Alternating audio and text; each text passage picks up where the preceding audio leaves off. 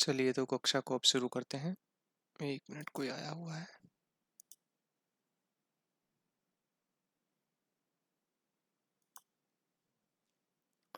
Screen को देख पा रहे हैं ना आप सभी?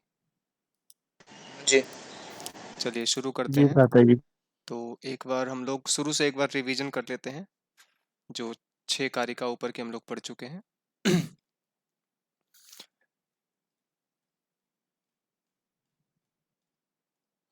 तो सबसे पहली कारिका में बताया गया है कि दुख त्रयाभिघाता जिज्ञासा तदपघात के हेतु दृष्टे सा पार्था चेन्नई कांतात्यंततो भावात्, है ना।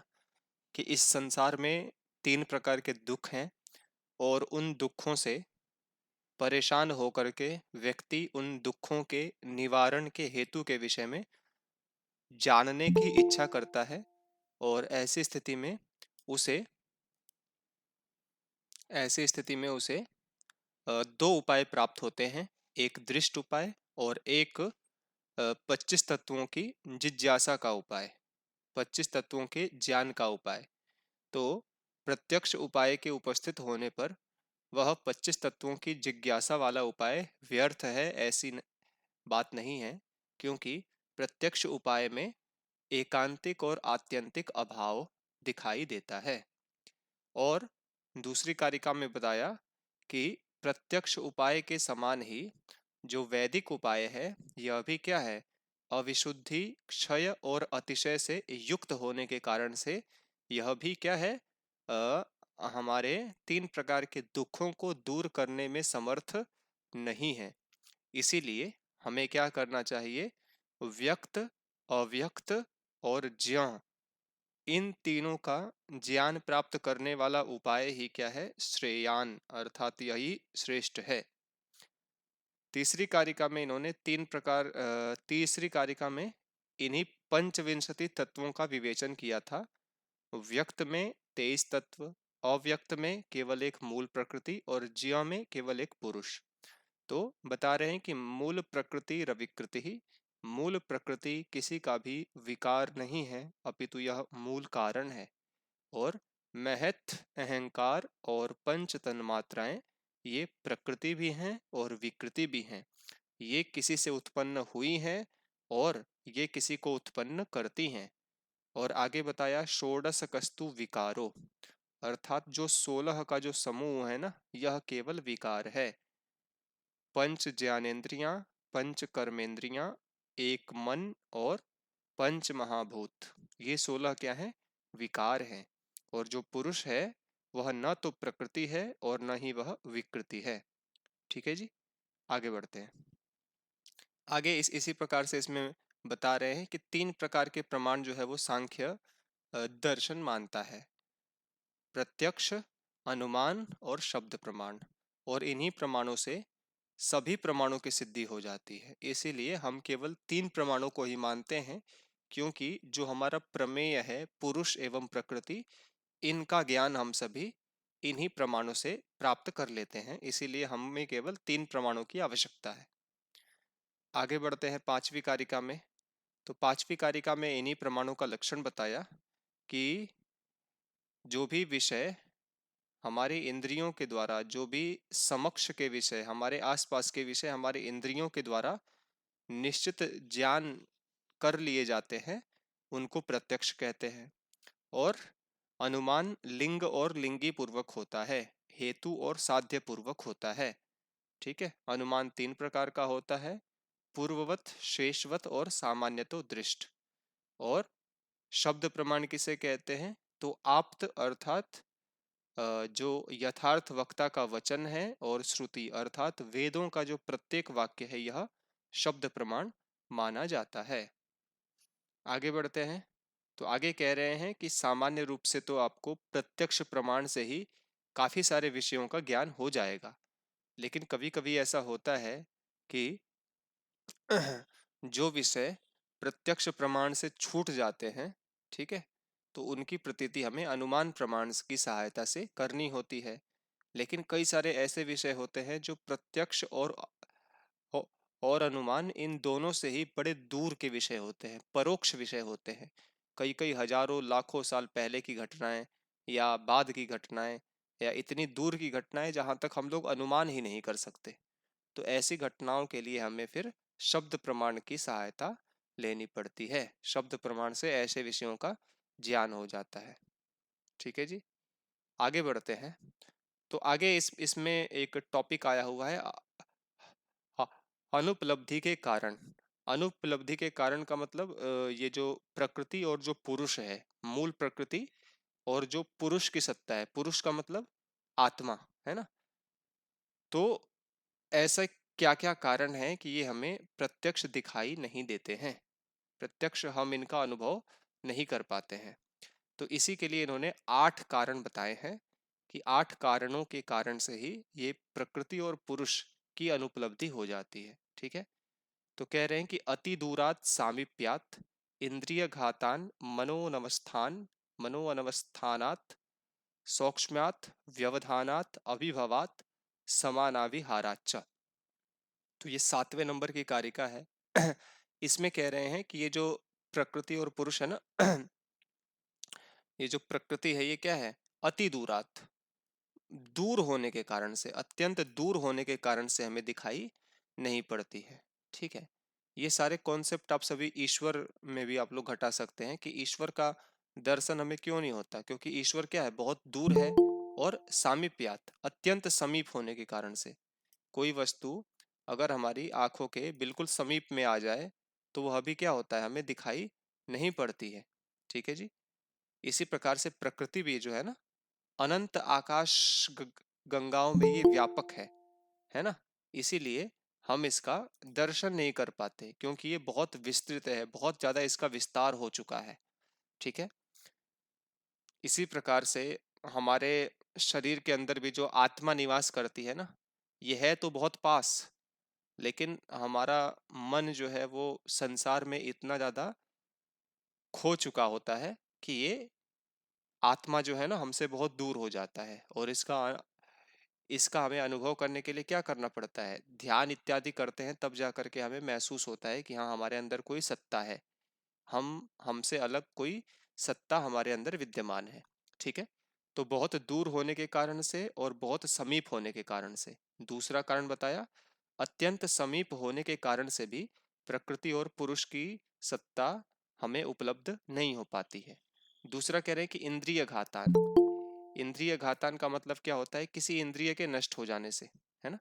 इंद्रिय घातान मतलब किसी इंद्रिय के नष्ट हो जाने से। तो मान लो अगर विषय किसी के सामने उपस्थित हो, है ना, लेकिन उसकी आंखें ना हो, तो क्या वो उसको देख सकता है, नहीं देख सकता है ना। कोई विषय ऐसा हो जो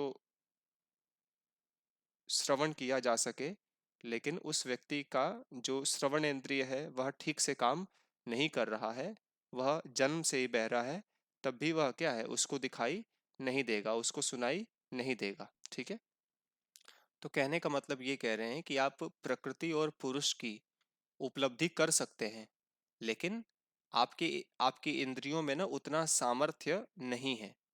और जो योगी तपस्वी लोग अपनी इंद्रियों का सामर्थ्य योग ध्यान तपस्या इत्यादि से बढ़ा करके असीमित कर लेते हैं, तो वे ईश्वर का भी साक्षात्कार कर पाते हैं, प्रकृति का भी कर पाते हैं और आत्मा का भी साक्षात्कार कर पाते हैं। ठीक है, तो हमारी इंद्रियों में इतना सामर्थ्य नहीं है ना। इंद्रियों के नष्ट हो जाने के कारण से भी हमें ये दिखाई नहीं पड़ते हैं। चौथा कारण बता रहे हैं मनो अनवस्थानात। मतलब कह रहे हैं कि कहीं और मन के कहीं और होने के कारण से भी ये जो विषय है ना, ये हमें प्रत्यक्ष नहीं होते हैं। ठीक है, अनवस्थात का मतलब क्या हो गया, अनवस्थानात का मतलब जहां होना चाहिए वहां ना हो करके इसकी स्थिति कहीं दूसरे स्थान पर होती है ना। जैसे कई बार होता है ना कि हम लोग आपस में बात कर रहे होते हैं, लेकिन हमारा मन अगर वहां पर नहीं होता है, तो वो व्यक्ति हमें बोल रहा है, हम कान में सुन रहे हैं, फिर भी वह आवाज हमें सुनाई नहीं देती है ना। तो इस संसार का भी ऐसा ही है, मन हमारा भिन्न भिन्न विषयों में क्या है, जुड़ा हुआ है। इसी के कारण से हम मूल प्रकृति को और पुरुष की सत्ता का अनुभव नहीं कर पाते हैं। आगे क्या करते हैं, सौक्ष्म्यात अर्थात अत्यंत सूक्ष्म होने के कारण से भी, है ना। ये जो मूल प्रकृति है ना, जिसका हमें आज विस्तार दिखाई पड़ता है, जिसे हम लोग प्रकृति कहते हैं, ये तो विकृति है ना, प्रकृति का विकार है ये। ठीक है, जिसको आज आप सभी देख रहे हैं इस संसार में, पेड़ पौधे, पहाड़ पर्वत, नदियां इत्यादि, ये मूल प्रकृति नहीं है, ये तो विकृति है, ये तो विकार है। मूल प्रकृति तो अत्यंत सूक्ष्म होती है। ठीक है, तो ये अत्यंत सूक्ष्म होने के कारण से अंतरात्मा भी जो है ना, हमारी आत्मा, पुरुष की आत्मा भी अत्यंत सूक्ष्म होने के कारण से दिखाई नहीं पड़ती है। और आगे बता रहे हैं छठे नंबर का कारण, व्यवधानात्। व्यवधानात् का मतलब क्या होता है? व्यवधानात् का मतलब होता है कि जैसे हमारा घर है, तो हम अपने घर से बाहर का हिस्सा नहीं देख सकते हैं। ठीक है, हमारे घर से बाहर का हिस्सा हमें दिखाई नहीं पड़ता है, क्योंकि हमारे घर बाहर के हिस्से में और हमारे आंखों के बीच में जो है ना, दीवार आ जाती है। तो इसीलिए हम लोग बाहर की किसी भी गतिविधि को नहीं देख पाते हैं। तो इसी प्रकार से ये जो मूल प्रकृति या जो पुरुष है, जो आत्मा है, और हमारी जो इंद्रियां हैं, है ना, जिनसे विषयों का ज्ञान होता है, इसके बीच में क्या है? व्यवधान है। अनेक वस्तुओं का व्यवधान होने के कारण से ये विषय हमें दिखाई नहीं पड़ते हैं। ठीक है, और एक कारण बता रहे हैं, सातवें नंबर का कारण, अभिभवात। अभिभवात का मतलब क्या होता है? अभिभूत हो जाना। अभिभूत हो जाने का मतलब क्या होता है? जैसे प्रातः का रात्रि के समय में हम लोग देखते हैं कि आकाश में तारे दिखाई पड़ते हैं, है ना। लेकिन प्रातः काल के समय क्या होता है? प्रातः काल के समय में भी तारे अपने स्थान पर ही हैं, तारे टिमटिमा रहे हैं, लेकिन सूर्य का प्रकाश होने के कारण से उसी प्रकाश में वे सभी क्या हैं? गुम हो चुके हैं। उनका अभिभव हो चुका है, उसी में वे गुम हो चुके हैं, इसीलिए वे क्या हैं? दिखाई नहीं पड़ते हैं। ठीक है, अभिभव का मतलब समझ गए?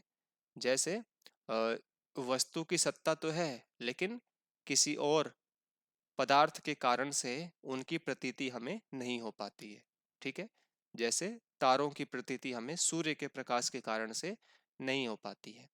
इसी प्रकार से प्रकृति और पुरुष की सत्ता तो है, और हमारी आंखें भी हैं कि हम उनको देख सकें, लेकिन उसके बीच में उन्हीं से मिलते हुए या उनको ढकने वाले, उनको अदृश्य करने वाले ऐसे अनेकों तत्व बीच में आ जाते हैं, जिसके कारण से हम उनका साक्षात्कार नहीं कर पाते। अंतिम कारण बता रहे हैं, समानाविहारात च। समानाविहारात का मतलब कहते हैं कि समान वस्तु में समान वस्तु का मिल जाना। ठीक है, जैसे नीचे एग्जाम्पल लिखा हुआ है, मूंग की दाल है, तो आप उसमें 4 स्थानों से मूंग की दाल को लेकर के आइए, 100-100 ग्राम, और उसको एक दूसरे में मिक्स कर लीजिए। तो क्या है, आप कभी भी उसको पता नहीं कर पाएंगे कि किसके यहाँ का कौन सी दाल है ना। इसी प्रकार से विवाह संस्कार जब होता है ना, हमारे 16 संस्कारों के अंदर जब विवाह संस्कार होता है, तो उसमें एक मंत्र आता है। ठीक है, उसमें मंत्र क्या आता है कि समंजंतु विश्वे देवा समापो हृदयानि नौ, है ना। तो उसमें ये कहा गया है कि पति पत्नी के लिए ये उपदेश दिया जाता है, उसमें उसमें उनको 2 लोगों को दोनों हाथों में जो है ना, जल दिया जाता है। ठीक है, और जल ले करके कहा जाता है कि आपको इस पात्र में इन दोनों जलों को डाल देना है। ठीक है, अब दोनों लोगों ने अपने अपने हाथ के जल को इस पात्र में डाल दिया। तो अब कहते हैं, क्या इस जल को कोई अलग कर सकता है? तो पति पत्नी जवाब देते हैं, जो बनने वाले हैं वे कहते हैं कि नहीं, अब इसे कोई भी अलग नहीं कर सकता। तो उपदेश दिया जाता है कि आप दोनों को भी इसी प्रकार से क्या है ना, मिल करके रहना है। जिस प्रकार से 2 नदियों के जल को कोई भी शक्ति अलग नहीं कर सकती, उसी प्रकार से जो भी एक दूसरे से विवाह के बंधन में बंध रहे हैं, तो इन दोनों को भी आपस में इसी प्रकार से मिल करके रहना है। तो उनका भी क्या हो जाता है वहां पर? समानाविहाराच्च, है ना, समानाविहार हो जाता है, समविहार हो जाता है। वे दोनों भी एक दूसरे के प्रति इसी प्रकार से मिलजुल के रहें, इसीलिए ये उपदेश दिया गया है। ठीक है, तो समझ गए आप सभी? ये 8 कारण हैं, इनको याद रखना है। इन कारणों में से क्वेश्चन पूछते हैं कई बार। ये 8 कारण हैं जिनके कारण से प्रकृति और पुरुष की उपलब्धि नहीं हो पाती है। ठीक है, सभी को स्पष्ट है ना? आगे बढ़े।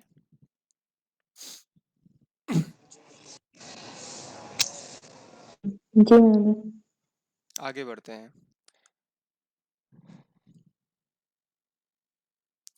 तो अब इसमें बताया कि इनकी अनुपलब्धि किस कारण से होती है, किस कारण से हम इनको देख नहीं सकते हैं, हम इनका अनुभव नहीं कर सकते हैं, और ऐसे कौन कौन से कारण हैं जिनके कारण से हम इनकी उपलब्धि कर सकते हैं, जिसके द्वारा हम इनका अनुभव कर सकते हैं। ठीक है, तो अब इसमें बता रहे हैं कि सौक्ष्म्यात् तद अनुपलब्धिर न अभावात् कार्यतस तदुपलब्धेः महदादि तच्च कार्यम प्रकृति स्वरूपम विरूपम च।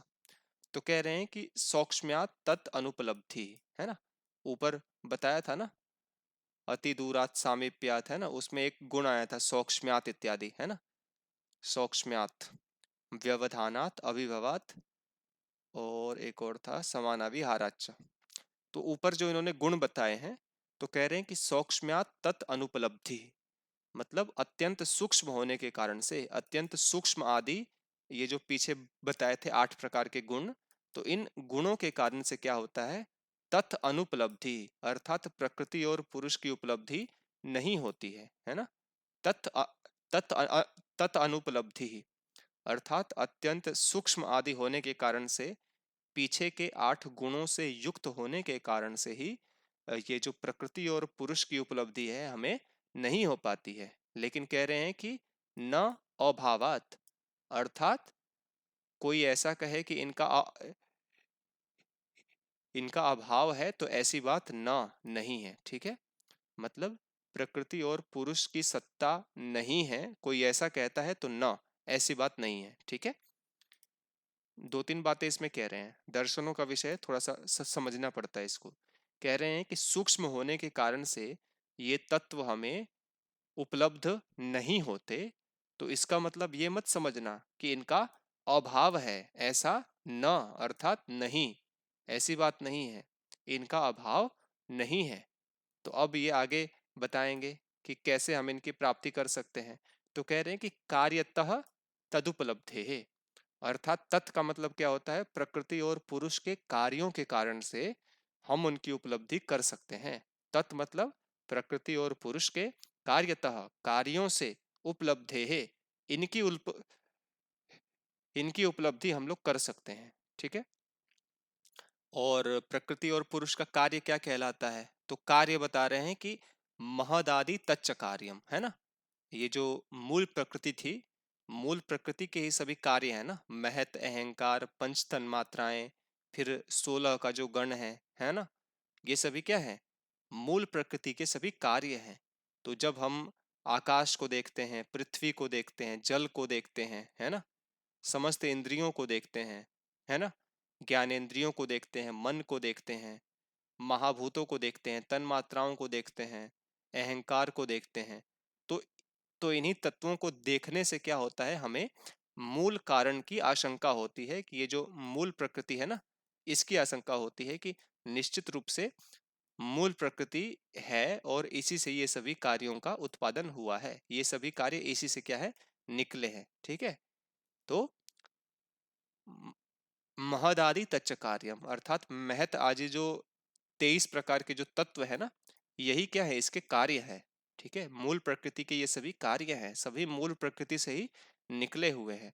और कह रहे हैं कि प्रकृति स्वरूपम विरूपम च, और ये जो मूल प्रकृति है इसके अंदर और ये जो 23 तत्व है, इनके अंदर कुछ गुणों की समानता होती है और कुछ गुणों की असमानता होती है। ठीक है, कुछ गुण जो है ये मूल प्रकृति से और ये जो 23 तत्व है इनसे क्या होते हैं, समानता के साथ देखे जाते हैं, और कुछ में असमानता भी देखे जाते हैं। ठीक है, असमानता भी देखने को मिलती है, और ये आगे आने वाली कारिकाओं में बताएंगे कि कौन कौन से गुण इसमें मूल प्रकृति में और ये 23 तत्वों में समान है, और कौन कौन से ऐसे गुण हैं जो मूल प्रकृति में और इन 23 प्रकार के तत्वों में असमान है, इसमें है इसमें नहीं है, अथवा 23 तत्वों में है और मूल प्रकृति में नहीं है। ठीक है, तो इसी प्रकार से हम लोग देखते हैं, जैसे मूल प्रकृति की इसमें बात की कि मूल प्रकृति का क्या है, ये सभी कार्य है ना।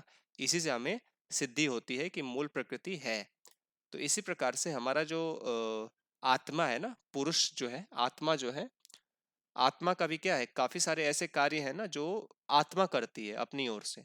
ठीक है, जैसे आत्मा के भी काफी सारे संस्कार होते हैं जिसको हमें देखने को मिलता है।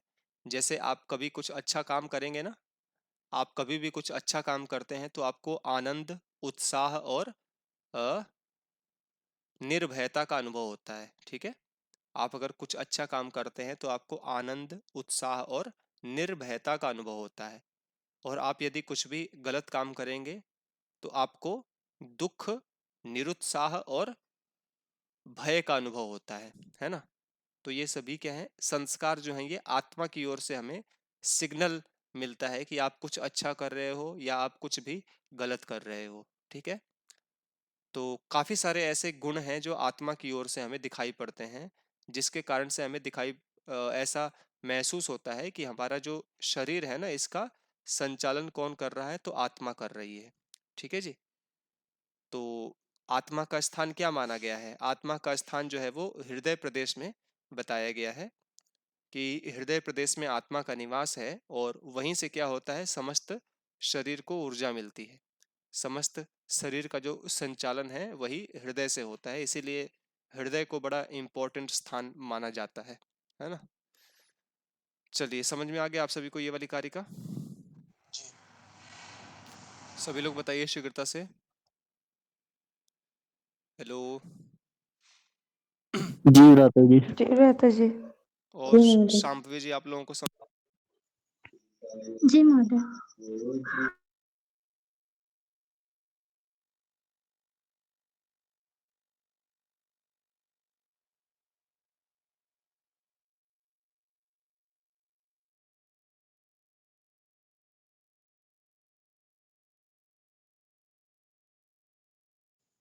महोदय आवाज नहीं आ रही।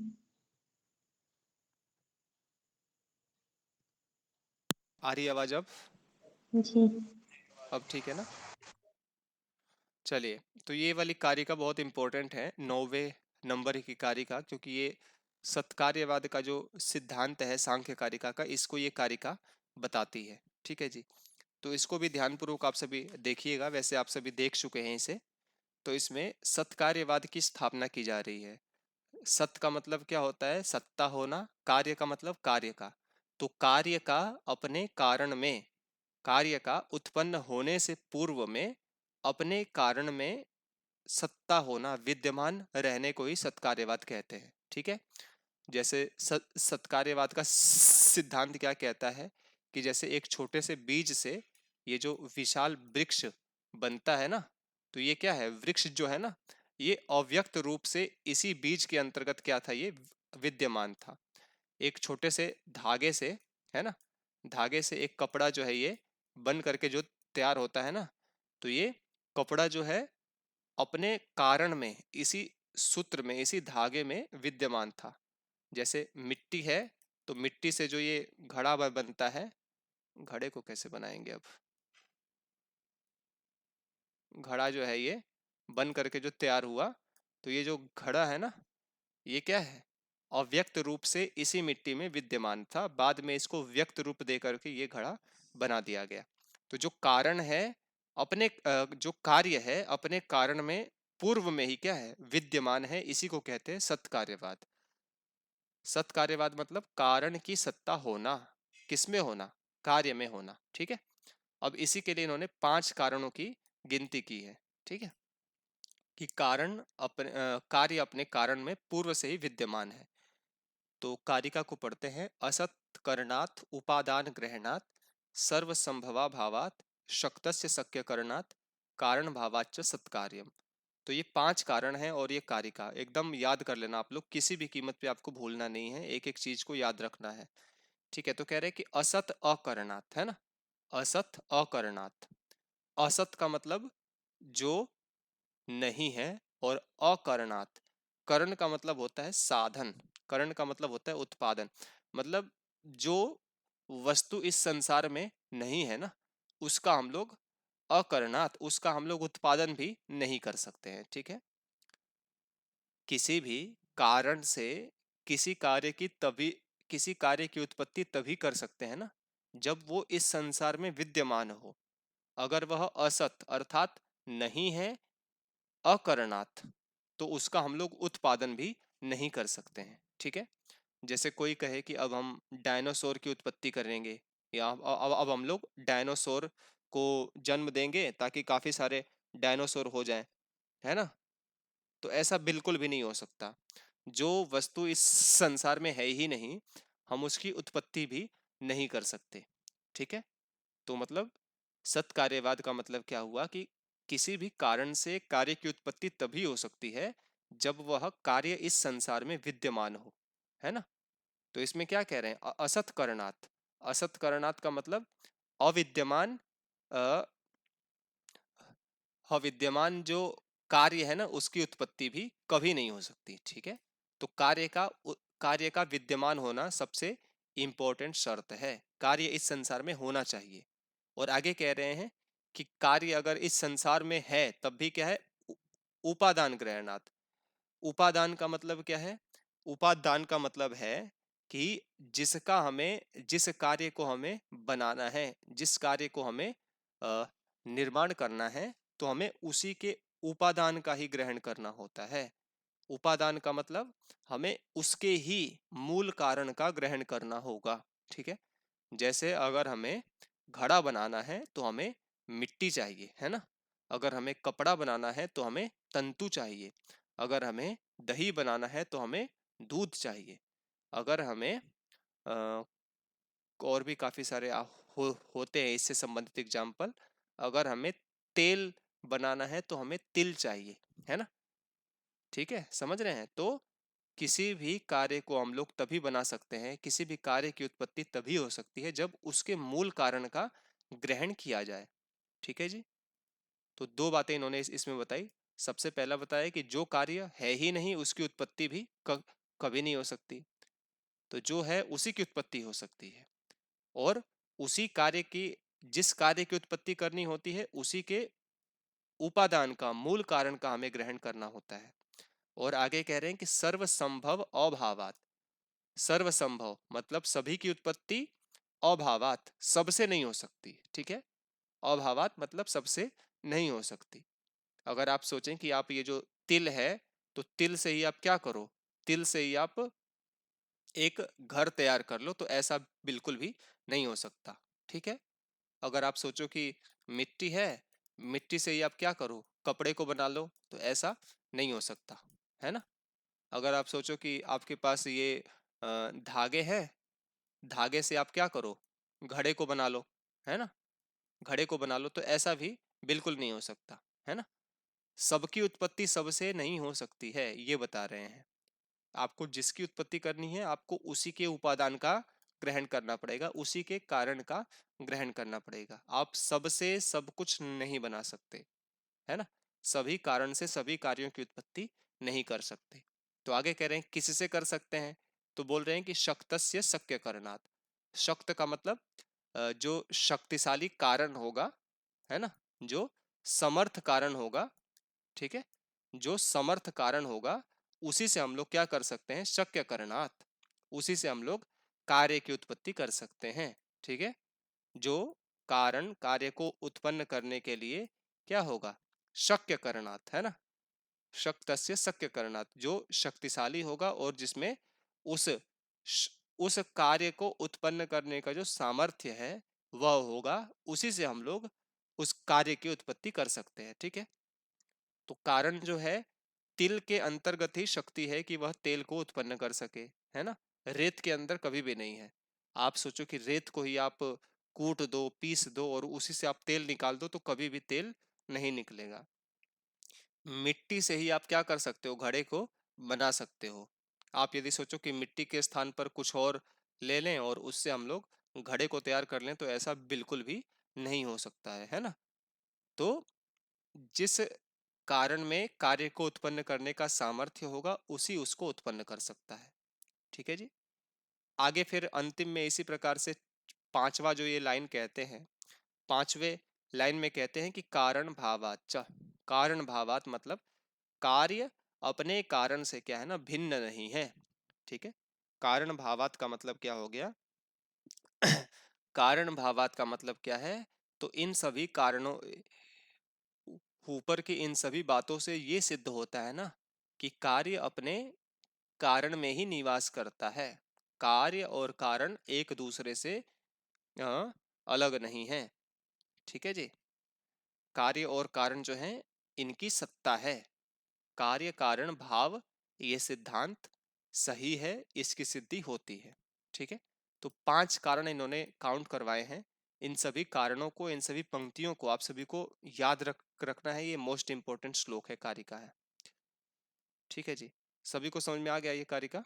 आगे बढ़े। जी गुरुजी। जी। और लोग जी। बताइए, वंदना जी आपको समझ में आ रहा है? जी महोदय। हाँ ठीक है, पुस्तकें भी आप लोग रखिएगा, पुस्तकों से भी थोड़ा सा सेल्फ स्टडी भी करेंगे तो और कॉन्सेप्ट क्लियर होगा। बाकी आप लोग इसको भी अगर आप याद कर जाते हो, 2 पंक्ति की कारिका को, और इस पंक्तियों के भाव को समझ जाते हो, तो फिर ठीक है, इसके अलावा परीक्षा में और कुछ नहीं पूछता है।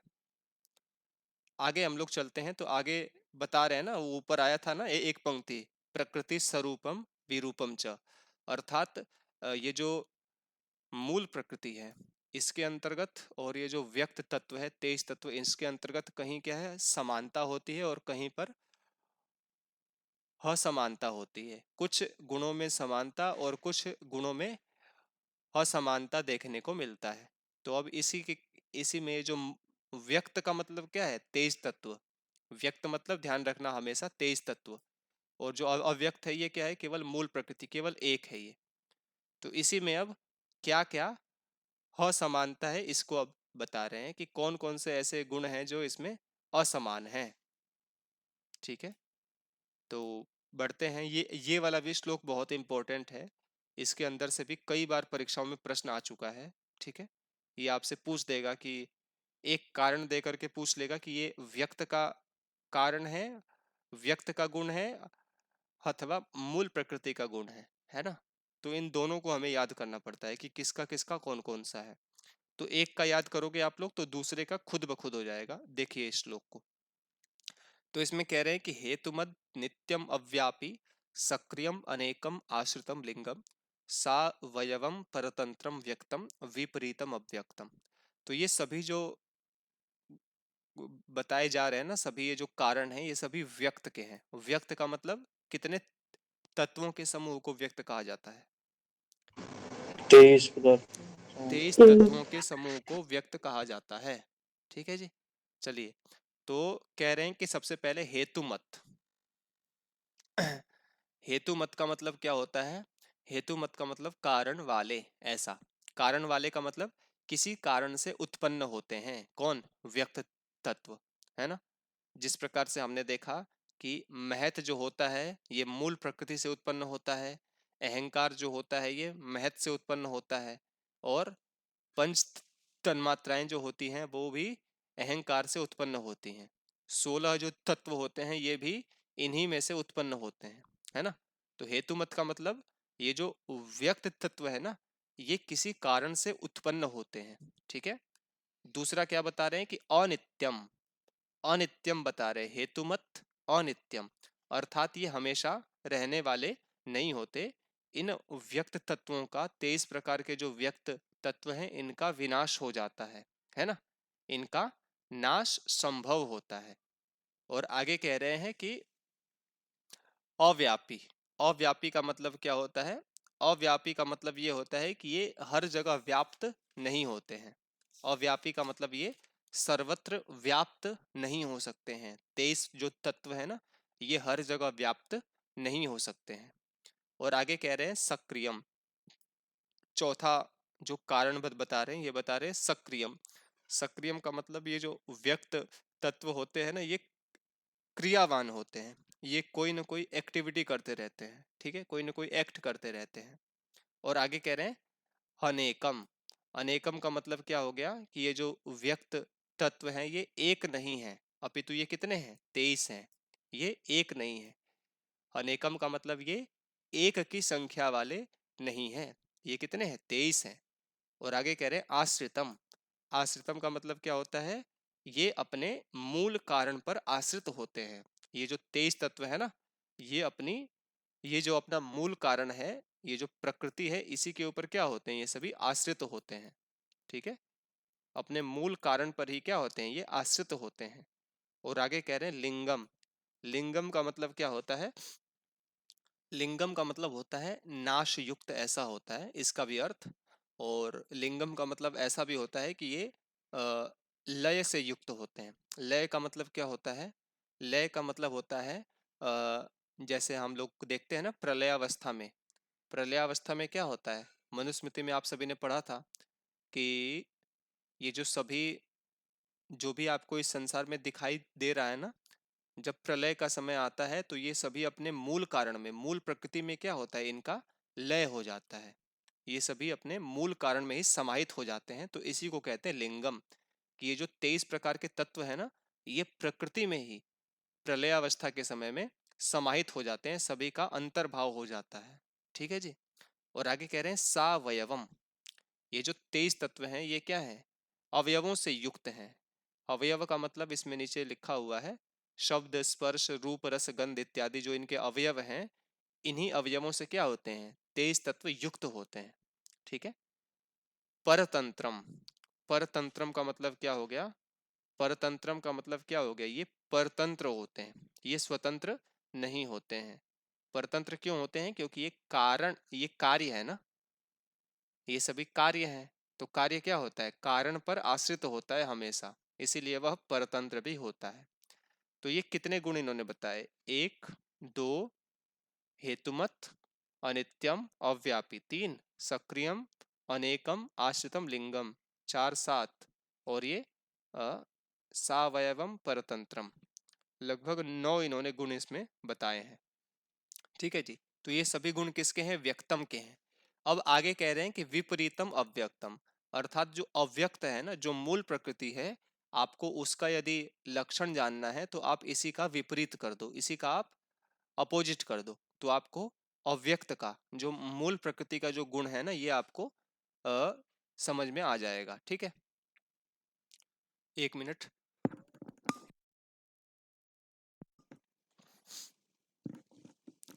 तो ये जो अव्यक्त है, इसके लिए क्या क्या इन्होंने बातें इसमें बताई हैं, देखते हैं। तो सबसे पहले व्यक्त के लिए आया था हेतुमत, मतलब ये किसी कारण से उत्पन्न है ना। तो जब आपको अव्यक्त का निकालना है मूल प्रकृति का, तो इसी के आगे आप क्या लिख दो? अ लिख दो, इसी का आप अपोजिट कर दो। अहेतुमान का मतलब किसी कारण से उत्पन्न नहीं होती है प्रकृति। ठीक है, जो मूल प्रकृति है ना हमारी, ये किसी भी कारण से उत्पन्न नहीं होती है, क्योंकि ये पहले से ही कारण है ना। मूल प्रकृति क्या है? पूर्व से ही क्या है? यह कारण मानी गई है। इसीलिए मूल प्रकृति किसी से उत्पन्न नहीं होती, अपितु ये सबको उत्पन्न करने वाली है। ठीक है, तो अव्यक्त का लक्षण हो जाएगा अहेतुमत। अव्यक्त का दूसरा लक्षण हो जाएगा, व्यक्त के लिए आया था अनित्यम, तो अव्यक्त जो मूल प्रकृति है ये कैसी हो जाएगी? नित्य हो जाएगी। नित्य मतलब हमेशा रहने वाली, कभी भी इसका नाश नहीं होता है। व्यक्त का लक्षण था अव्यापी। अव्यापी मतलब हर जगह व्याप्त नहीं हो सकते हैं 23 तत्व, लेकिन अव्यक्त जो मूल प्रकृति है ये व्यापी होती है। व्यापी मतलब हर जगह व्याप्त होती है, हर जगह इसकी सत्ता होती है। और आगे कहते हैं व्यक्तों के लिए कहा गया कि ये सक्रिय होते हैं, क्रिया से युक्त होते हैं।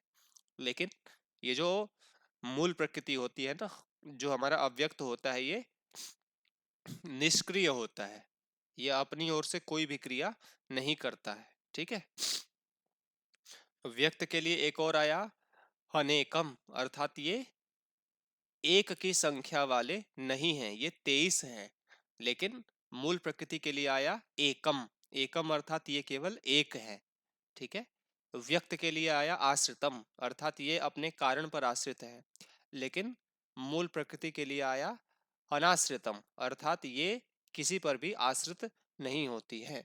ठीक है, ये तो सभी का कर्ता धरता होती है, तो ये किसी पर भी आश्रित नहीं होती है।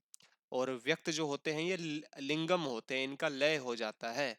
लेकिन जो अव्यक्त है ना, ये क्या है, अलिंगम होती है, इसका किसी में भी कभी भी लय नहीं होता है, अपितु ये सबका लय स्वयं में कराती है। अव्यक्त के लिए व्यक्त के लिए आया था सावयवम, अर्थात ये अवयवों से युक्त है। लेकिन जो अव्यक्त होती है ना मूल प्रकृति, ये निरवयव होती है, इसमें कोई अवयव नहीं होता। व्यक्त के लिए आया परतंत्रम, तो अव्यक्त कैसी हो जाएगी, स्वतंत्रम, ये स्वतंत्र मानी गई है। ठीक है जी, समझ में आया आप सभी को व्यक्त और अव्यक्त के गुण? हाँ जी। बताइए, वंदना जी समझ में आया आपको? सुमन जी, वंदना जी, सांभवी जी, आप सबको? और कौन कौन है कक्षा में? बताइए, आप सभी को समझ में आ रहा है? मुझे बहुत थोड़ा थोड़ा समझ में आया। हाँ, ये थोड़ा थोड़ा समझने वाला नहीं है, रटने वाला विषय है बस, समझने वाला कुछ नहीं है। जी तो सर। व्यक्त है और अव्यक्त है, इन दोनों के लक्षण बताए गए हैं, केवल व्यक्त के आप याद कर लो, अव्यक्त का आपको इसी का अपोजिट करते हुए चले जाना है। चलिए, तो मैं आप सभी से, मैं व्यक्त का जो लक्षण है ये आप सभी को बोलूंगा, आप सभी मुझे अव्यक्त का लक्षण बोलेंगे, इसका इसी का मतलब अपोजिट कर करके, ठीक है? तो व्यक्त का लक्षण है हेतुमत, तो अव्यक्त का क्या होगा? अहेतु। अहेतु। व्यक्त का लक्षण है अनित्यम, तो व्यक्त का लक्षण है अनित्यम, तो अव्यक्त का क्या होगा? नित्यम। नित्यम। नित्यम। और व्यक्त का लक्षण है अव्यापी, तो अव्यक्त का क्या होगा? व्यापी। व्यापी। व्यक्त का लक्षण है सक्रियम, तो अव्यक्त का क्या होगा?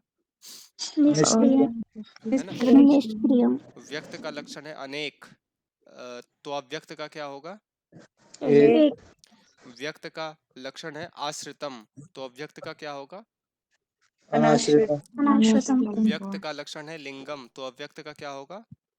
अलिंगम। अलिंगम। और व्यक्त का लक्षण है सावयवम, तो अव्यक्त का क्या होगा? निरवयव। निर्वयव। व्यक्त का लक्षण है परतंत्रम, तो अव्यक्त का क्या होगा? स्वतंत्र। स्वतंत्र। ठीक है, स्वतंत्र। आप में से किसी को यदि पूरा समझ में नहीं आ पा रहा हो ना, दर्शनों का विषय है, इसमें बहुत ज्यादा माथा पच्ची किए बिना जब तक नहीं समझेंगे ना, तब तक ये समझ में नहीं आएगा, ये है ना। अब 1.5 घंटे की पूरी क्लास में ना, अगर मैं आपको एक ही कार्य का पढ़ाऊंगा तब आपको शायद समझ में आ जाएगा, लेकिन हम नेट के हिसाब से पढ़ रहे हैं। नेट में बस जो मैंने लास्ट में आपसे कराया ना, ये 2 मिनट में, व्यक्त का ये है तो अव्यक्त का क्या होगा, बस आपको इसी को याद करना है इसमें, कि व्यक्त का लक्षण हेतु मत है, तो इसी का हमें अपोजिट करना है, तो ये क्या हो जाएगा, अव्यक्त का लक्षण हो जाएगा। ठीक है, बस आपको इसी लास्ट के 2 मिनट का जो मैंने आप सभी से पाठ कराया था, यही क्या है, परीक्षाओं में आपसे क्वेश्चन पूछेगा, तो इसी को एकदम रट जाइए, समझ में आए न आए। जिज्ञासा है तो फिर सांख्यकारी का जो पुस्तक है उसको खरीदिए, क्योंकि वो आपकी हर परीक्षा में जीवन भर जो है वो काम आएगी पुस्तक, तो ये आपके पास वैसे भी होनी चाहिए। ठीक है, तो उसमें से आप लोग सेल्फ स्टडी कीजिए, वहां भी कुछ समझ में ना आए तो बाद में मुझसे पूछिएगा, लेकिन किसी भी विषय में बहुत अधिक डूबना नहीं है। ठीक है, थोड़ा थोड़ा करते जाइए, सबका सिलेबस पूरा करना सबसे बड़ा टास्क है आप सभी के लिए। और काफी सारा गैप भी हुआ है ना इस बीच में, तो अब जो है वो किसी भी प्रकार का कोई गैप नहीं होगा। कुछ कुछ परिस्थितियां ऐसी हो गई थी जिसके कारण से गैप बहुत हो गया, तो कभी कभी गैप हो भी जाता है ना, तो आप लोग अपनी ओर से जो है पढ़ाई वढ़ाई किया करो, है ना। मनुस्मृति में श्लोक आया था ना वो, कि मतलब गुरु जी आपको जब प्रेरित करें या ना करें, तब भी आपको क्या करना है, स्वयं की ओर से रेगुलर आपको पढ़ाई करनी है। ठीक है, तो मनुस्मृति के श्लोक को ही समझ जाओ आप लोग, कभी कभी उसको लागू कर लिया करो कि हमें पढ़ाई करनी है। कई बार क्लासेस हो पाती हैं, नहीं हो पाती हैं। विषय देखिए, विषय बहुत सारे आपके हो चुके हैं, तो जो जो विषय आपके शेष हैं, आपने अभी तक उसको रिवीजन नहीं किया है तो आप उसको रिवीजन कीजिए। जो विषय आपने तैयार नहीं किए हैं उनको आप लोग सुन लिया करो बीच बीच में। ठीक है, तो बार बार बार बार बार बार पढ़ पढ़ करके ही आपका जो कॉन्सेप्ट है ना वो क्लियर होगा। आप विषय को तैयार कीजिए, उसका रिवीजन कीजिए और टेस्ट दीजिए। इन्हीं 3-4 स्टेप में जो होती है ना तैयारी होती है, ठीक है। तो ऐसा मत समझा करो कभी भी अगर गैप हो गया, छुट्टी होगी तो हमें पढ़ना नहीं है। छुट्टी हो जाती है अगर कभी कभी सुबह के समय में भी, तो आप लोग उसको आप सभी उसमें 1.5 घंटा एक्स्ट्रा सुबह के समय कोई पाठ याद कर सकते हो, है ना।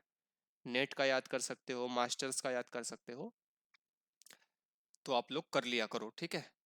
और आज से वैसे भी कोई गैप नहीं होगा, अब सब कुछ ठीक हो चुका है, कोई टेक्निकल इशू नहीं है और किसी भी प्रकार की कोई प्रॉब्लम नहीं है।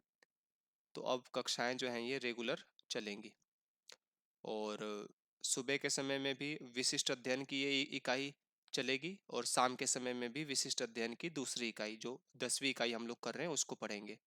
और जो सामान्य अध्ययन के जो टॉपिक्स बचे गए बचे हुए हैं ना, इनको भी हम लोग रविवार को एक्स्ट्रा क्लास कर करके समाप्त करेंगे, ठीक है। आगे बढ़ते हैं। आगे अब 3 प्रकार के जो गुण है ना, अब इसी के बारे में बता रहे हैं कि 3 प्रकार के जो गुण हैं तो ये कैसे कैसे हैं, ठीक है। तो गुणों का ही निरूपण इस कारिका में बताएंगे आप सभी को। गुणों के संबंधित में भी 2-3 श्लोक हैं, कारिका है, तो इसको हम लोग पढ़ लेते हैं शीघ्रता से। तो इसमें कह रहे हैं कि प्रीत्य प्रीति विषादात्मका प्रकाश प्रवृत्ति नियमार्था अन्योन्याभिभव अन्योन्याभिभवाश्रय एक छूट गई ब्रदर जी। अच्छा, छूट गई कारिका, ठीक तो है। 11 के बाद 12वें नंबर की कारिका। 11वीं नहीं हुई ना अभी। अच्छा, 11वीं हुई नहीं है ना, हाँ हाँ, ओके ओके ओके, ठीक है ठीक है। चलिए, तो पिछली वाली कारिका में हमने पढ़ा था कि व्यक्त और अव्यक्त में क्या समानता है और क्या क्या असमानता है, ठीक है। पिछली वाली कारिका का टॉपिक क्या था? व्यक्त अर्थात जो ये 23 तत्व हैं, और जो ये जो अव्यक्त है मूल प्रकृति, ये जो केवल एक है, इसमें क्या समानता है और क्या क्या असमानता, नहीं क्या क्या इनके गुण हैं आपस में, इसको हमने पढ़ा था। लेकिन अब इस कारिका में हम लोग पढ़ेंगे कि व्यक्त और अव्यक्त में कुछ ऐसे गुण होते हैं ना जो समान होते हैं, ठीक है। वो व्यक्त के अंदर भी होते हैं और अव्यक्त के अंदर होते हैं, और इन दोनों का आपस में ये समानता स्थापित करेंगे। और लास्ट में ये बताएंगे ना कि इन सभी गुणों से जो विपरीत होता है ये पुरुष होता है, ठीक है। पिछली वाली कारिका में क्या था? केवल इन दोनों के बीच की बात थी कि व्यक्त और अव्यक्त में व्यक्त का गुण क्या है और अव्यक्त का जो गुण होगा वो इसी से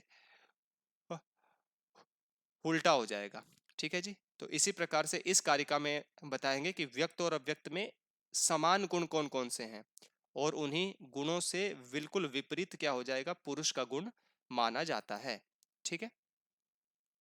तो आइए पढ़ते हैं, पढ़ते हुए आपको समझ में आ जाएगा क्या क्या बातें हो रही हैं। तो इसमें कह रहे हैं कि त्रिगुणम अविवेकी विषय सामान्यम अचेतनम प्रसव धर्मी व्यक्तम तथा प्रधानम तद विपरीतस तथा च पुमान। तो ये ऊपर के जो भी गुण आपको बता रहे हैं ना, व्यक्त के और प्रधान के बता रहे हैं। व्यक्त का मतलब कितने तत्व, सभी लोग बताइए। 23। 23 तत्व। और ये जो प्रधान है, प्रधान का मतलब क्या होता है? अव्यक्त होता है, मूल प्रकृति, ठीक है। प्रधान का मतलब क्या होता है? मूल प्रकृति, अव्यक्त। अव्यक्त को ही बोलते हैं प्रधान, मूल प्रकृति को ही बोलते हैं अव्यक्त अथवा प्रधान, ठीक है, याद रखना है। तो ये ऊपर के सबसे पहले गुणों को देखिए, ये 23 तत्वों के भी गुण हैं और मूल प्रकृति के भी गुण माने गए हैं। कौन कौन से गुण हैं? तो सबसे पहले बताया कि त्रिगुणम, अर्थात ये जो 23 तत्व हैं और मूल प्रकृति है, ये 3 गुणों से युक्त है। सत्व रजस तमस आदि 3 गुणों से युक्त होते हैं ये दोनों तत्व, ठीक है। दूसरा गुण बताया अविवेकी। अविवेकी का मतलब क्या होता है? इनमें विवेक नहीं होता है। विवेक मतलब जो होता है ना, कोई भी क्रिया करने के लिए जो सही गलत की जो समझ होती है, तो ऐसा कुछ भी नहीं है। बस इनके अंदर अपने अपने जो संस्कार हैं उसी के आधार पर ये लोग कार्य करते हैं, ठीक है। आगे बढ़ते हैं। तो व्यक्त और प्रधान का तीसरा जो गुण बताया वो बताया विषय। विषय का मतलब क्या होता है? विषय का मतलब होता है कि ये जो दोनों है ना 23 प्रकार के तत्व और ये जो मूल प्रकृति, ये विषय है। विषय का मतलब उपभोग के योग्य, उपभोग के योग्य। ठीक है, जैसे उपभोग के योग्य का मतलब क्या हो गया, जैसे किसी भी तालाब में कोई बड़ी मछली है ना, तो उसके लिए जो छोटी मछली होती है ये क्या होती है, विषय होती है, उपभोग के योग्य होती है। ठीक है जी। तो इसी प्रकार से ये जो संसार है ना पूरा आपको दिखाई दे रहा है, तो ये क्या है, विषय है ना, पुरुष का विषय है ना, क्योंकि पुरुष ही क्या करता है, इसका उपभोग करता है। पुरुष ही जा करके बगीचे में आम खाता है, जामुन खाता है ना। आजकल जो गन्ना आ रहा है वो किसके लिए है, पुरुष के लिए ही है। पशु पक्षियों के लिए है, पुरुष के लिए है। तो ये क्या है, मूल प्रकृति और ये जो 23 प्रकार के जो तत्व हैं, जो जो इसका विकार है, ये सभी विषय हैं, ये सभी पुरुष के लिए विषय के समान होते हैं। ठीक है। और आगे क्या कह रहे हैं कि सामान्यम, ये सभी क्या होते हैं, सामान्य होते हैं। ठीक है, मूल प्रकृति और ये जो 23 तत्व हैं ये सामान्य माने गए हैं। ठीक है, सामान्य मतलब ये साधारण है। ठीक है। और आगे कह रहे हैं अचेतनम, अचेतनम का मतलब क्या हो गया, ये चेतनता से रहित माने गए हैं। ठीक है, 23 तत्व हो गए या मूल प्रकृति, इनमें किसी भी प्रकार की चेतनता नहीं होती है। ठीक है, ये सभी क्या है, जड़ हैं, ये सभी क्या है, जड़ है, जड़ पदार्थ हैं ये सभी। और आगे कह रहे हैं प्रसव धर्मी, प्रसव धर्मी का मतलब क्या होता है, ये एक दूसरे को उत्पन्न करने वाले हैं। प्रसव धर्मी का मतलब क्या होता है, ये सभी उत्पादक माने गए हैं। उत्पादक का मतलब एक दूसरे को ये उत्पन्न करते हैं। मूल प्रकृति इन 23 प्रकार के तत्वों को उत्पन्न करती है ना। मूल प्रकृति महत को उत्पन्न करती है, महत अहंकार को उत्पन्न करता है। अहंकार जो है ये पंच तन्मात्राओं को उत्पन्न करता है ना। तन्मात्राएं पंच महाभूतों को उत्पन्न करती हैं। अहंकार ही जो है ये 16 का जो समूह है, इसको भी अहंकार ही उत्पन्न करता है। 11 का जो समूह है, इसको भी अहंकार उत्पन्न करता है। तो ये सभी क्या है, उत्पन्न करने वाले हैं। ठीक है। अब आगे जो आपको पढ़ना है ना, इसमें क्या पढ़ना है, ये जो ऊपर के ये जो गुण बताए ना, ये सभी किसके हैं, व्यक्त और प्रधान के हैं। मूल प्रकृति और 23 प्रकार के जो उसके तत्वों का विभाजन है उसके हैं। और इन्हीं गुणों से विपरीत ही क्या है ना, पुमान अर्थात पुरुष के गुण हैं। तद विपरीत तथा च पुमान, इन्हीं गुणों से जो विपरीत गुण होगा ना, ये पुरुष का गुण कहा जाएगा। ठीक है। तो जैसे व्यक्त और प्रधान का गुण था त्रिगुणम, तो पुरुष का गुण क्या कहलाएगा, पुरुष का गुण कहलाएगा निर्गुणम, है ना। पुरुष का गुण क्या कहलाएगा, निर्गुणम अर्थात पुरुष में कोई भी गुण नहीं होता है। जो आत्मा होती है ना, आत्मा में कोई भी गुण नहीं होता, ये बता रहे हैं। ठीक है। अब दूसरा आगे बता रहे हैं, व्यक्त और प्रधान के लिए बताया अविवेकी, अर्थात इसमें विवेक नहीं होता है। लेकिन पुरुष का लक्षण क्या हो जाएगा, इससे उल्टा हो जाएगा, विवेकी। अर्थात पुरुष में क्या होता है, विवेक होता है, सही और गलत का समझ, सही और गलत की जो समझ है, कार्य को कैसे करना है कैसे नहीं करना है, इसकी समझ पुरुष में होती है। व्यक्त और प्रधान विषय थे, विषय मतलब जिनका उपभोग होता है। और पुरुष जो है ये क्या हो जाता है, उपभोक्ता हो जाता है, ये विषयी हो जाता है, ये इस विषय का भोग करने वाला कहलाता है। ठीक है। आगे कह रहे हैं व्यक्त और प्रधान सामान्य थे, साधारण थे। लेकिन जो पुरुष होता है ये क्या होता है, विशिष्ट होता है। व्यक्त और प्रधान अचेतन थे, इसमें चेतनता नहीं थी, लेकिन पुरुष में चेतनता होती है, पुरुष चेतन प्राणी कहा गया है। व्यक्त और प्रधान प्रसव धर्मी थे, लेकिन पुरुष जो होता है वो क्या होता है, अप्रसव धर्मी कहलाता है। ये किसी को भी उत्पन्न नहीं करता है। आया था ना पीछे भी, न प्रकृति ही न विकृति ही पुरुषः, अर्थात पुरुष ना तो प्रकृति है और ना ही विकृति है, ना किसी से उत्पन्न होता है, ना किसी को उत्पन्न करता है। समझ गए आप सभी। तो ये इस प्रकार से आप सभी को पढ़ना है, ध्यान रखना है।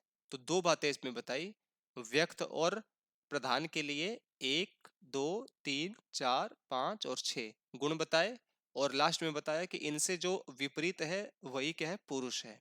ठीक है। तो सबसे पहले मैं आप सभी से पूछता हूं फिर से, मैं व्यक्त और प्रधान के गुणों को बोलूंगा, और आप सभी पुरुष के जो गुण होंगे आप उनको उल्टा करके बोलेंगे, ठीक है। तो व्यक्त एवं प्रधान का गुण है त्रिगुणम, तो पुरुष का क्या हो जाएगा गुण? निर्गुण निर्गुणम व्यक्त और प्रधान का जो गुण है वो क्या है? अविवेकी। तो पुरुष का क्या हो जाएगा गुण? विवेकी विवेकी व्यक्त और प्रधान विषय होते हैं, तो पुरुष कैसा होगा? विषयी है ना। व्यक्त और प्रधान सामान्य होते हैं, तो पुरुष कैसा हो जाएगा?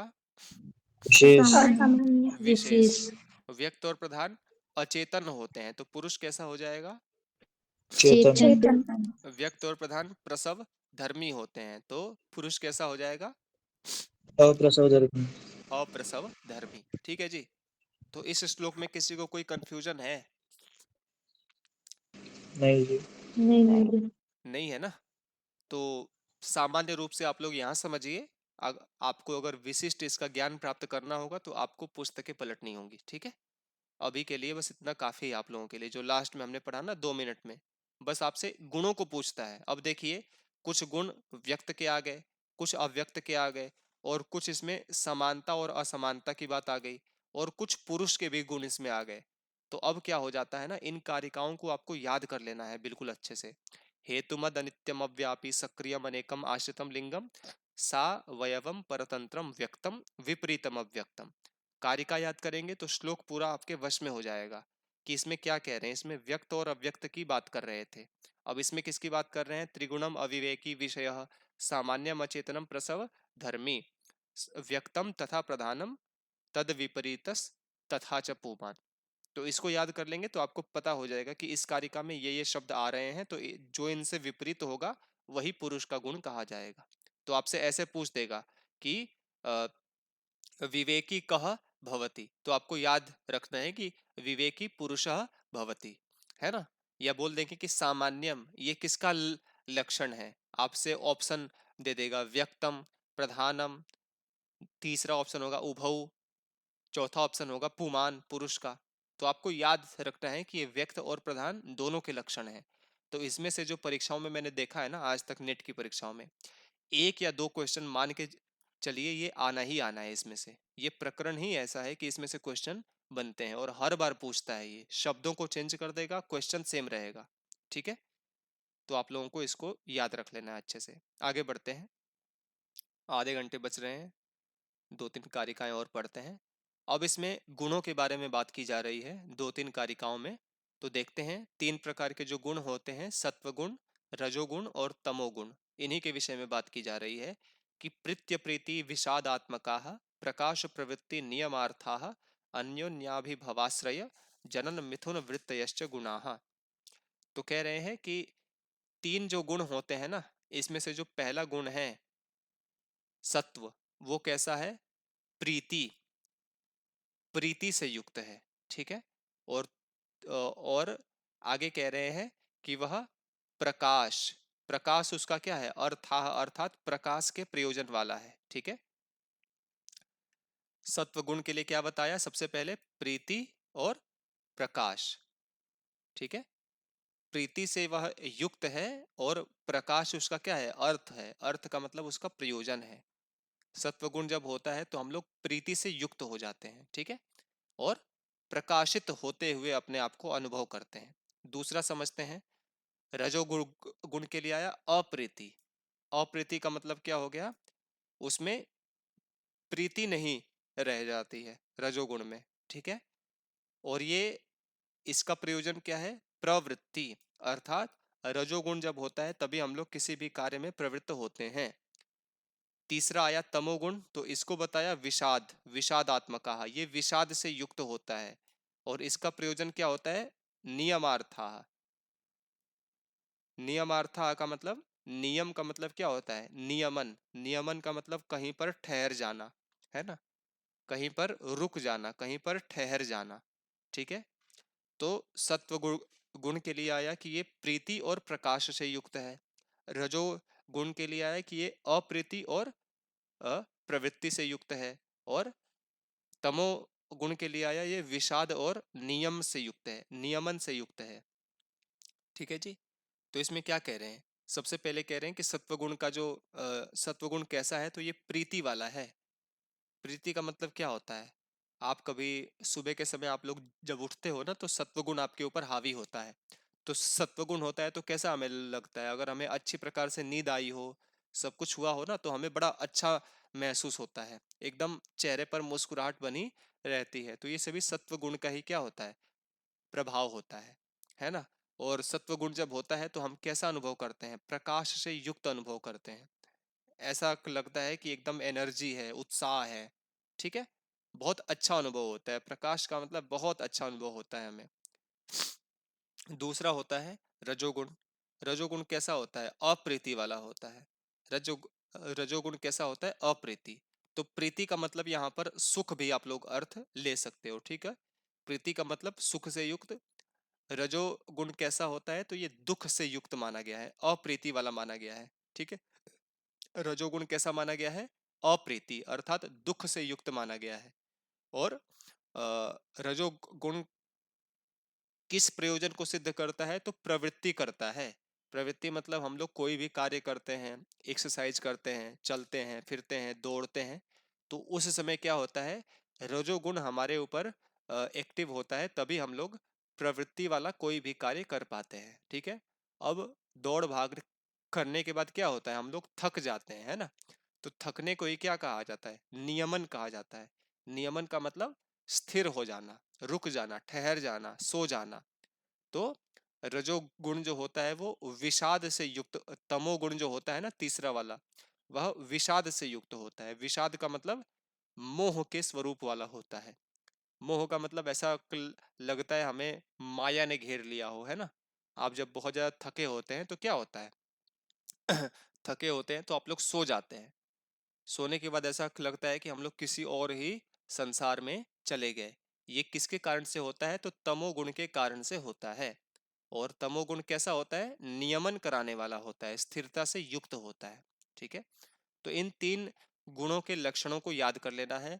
ये परीक्षा में प्रश्न आने की संभावना बनी रहती है।